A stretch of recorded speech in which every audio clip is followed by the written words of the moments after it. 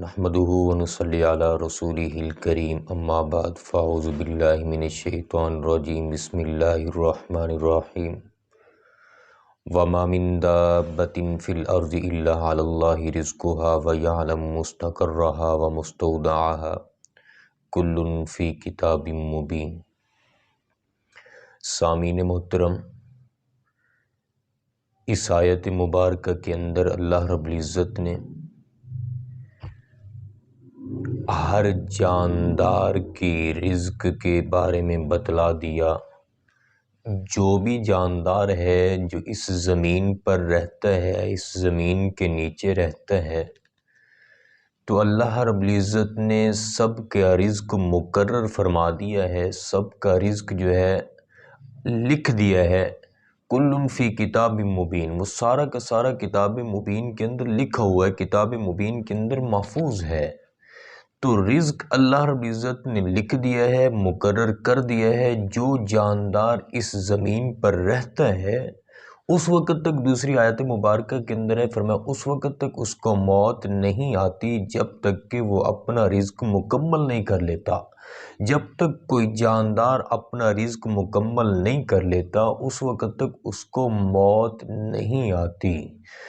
تو نبی کریم صلی اللہ علیہ وسلم کی ایک حدیث مبارکہ بھی ہے۔ نبی کریم صلی اللہ علیہ وسلم نے فرمایا کہ جب نطفہ پیٹ کے اندر ہوتا ہے 40 یا 41 دن کے بعد فرشتہ آتا ہے۔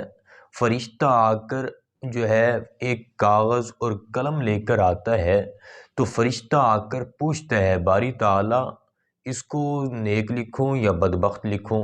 تو اس وقت اللہ رب العزت کی طرف سے جو بتایا جاتا ہے فرشتہ لکھ دیتا ہے کہ اس کو نیک لکھنا ہے یا بدبخت لکھنا ہے، لکھ دیا جاتا ہے۔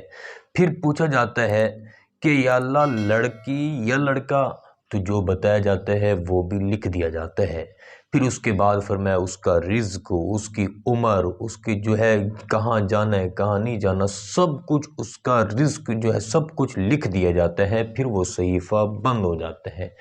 یعنی کہ انسان کے دنیا کے اندر آنے سے بھی پہلے اللہ رب العزت اس کا رزق، اس کی عمر، ہر چیز مقرر فرما دیتے ہیں، لکھ دیتے ہیں۔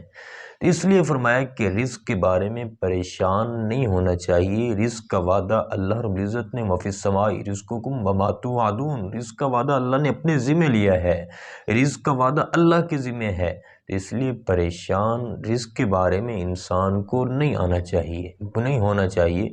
کبھی مشکل حالات بھی آ جاتے ہیں، کبھی مصیبتیں بھی آ جاتے ہیں، کبھی انسان مشکلات میں پھنس جاتا ہے، کبھی کسی مصیبت میں پھنس جاتا ہے، کبھی ناگہانی آفت اس کو چمٹ جاتی ہے، تو کبھی کوئی غم اور کوئی فکر لاحق ہو جاتا ہے۔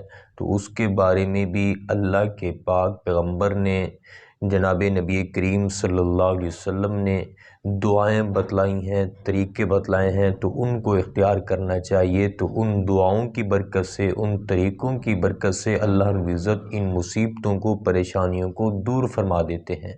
اور یہ بات بھی یاد رکھنی چاہیے کہ یہ بھی اللہ کی تقدیر کے اندر لکھا ہوتا ہے کہ یہ انسان یہ کرے گا تو اس کا رزق بڑھ جائے گا، یہ کرے گا یہ ہو جائے گا، تو یہ بھی سب کچھ لکھا ہوتا ہے۔ اس لیے سب سے بڑی چیز اللہ رب العزت پر توکل، یقین رکھنا ہے۔ وَمَن يَتَّقِ اللَّهَ، توکل کرنا ہے، یقین رکھنا ہے کہ جو شخص اللہ رب العزت کی ذات پر یقین رکھتا ہے تو اللہ رب العزت کبھی اس کو مایوس نہیں کرتے، کبھی اس کو جو ہے مایوسی نہیں ہوتی اللہ رب العزت کی ذات سے۔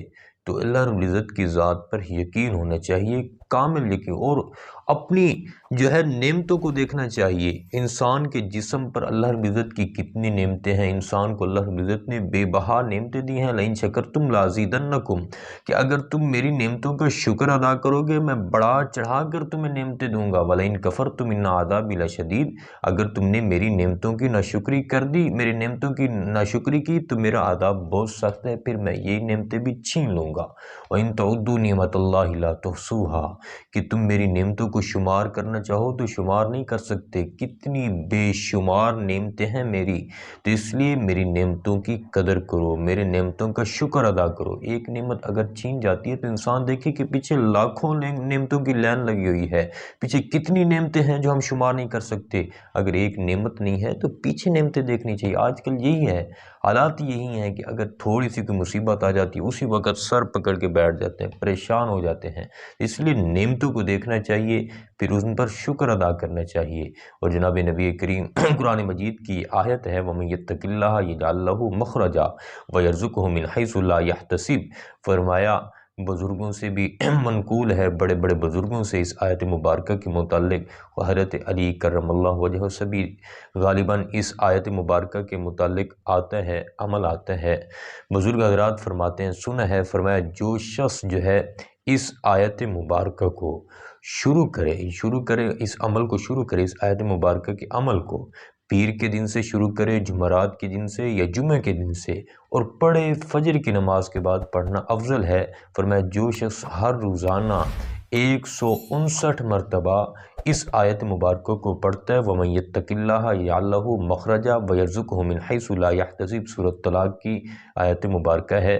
اس کو جو شخص روزانہ 159 مرتبہ پڑھتا ہے، 40 دن پڑھتا ہے، اور 40ویں دن جو ہے 100 مرتبہ پڑھتا ہے، اول آخر روزانہ 11 مرتبہ درود شریف بھی پڑھتا ہے۔ فرمایا جو شخص 40 دن اس عمل کو کرے گا، اللہ رب العزت رزق کے وسعت کے دروازے اس کے لیے کھول دیں گے، رحمتوں کے دروازے اس کے لیے کھل جائیں گے۔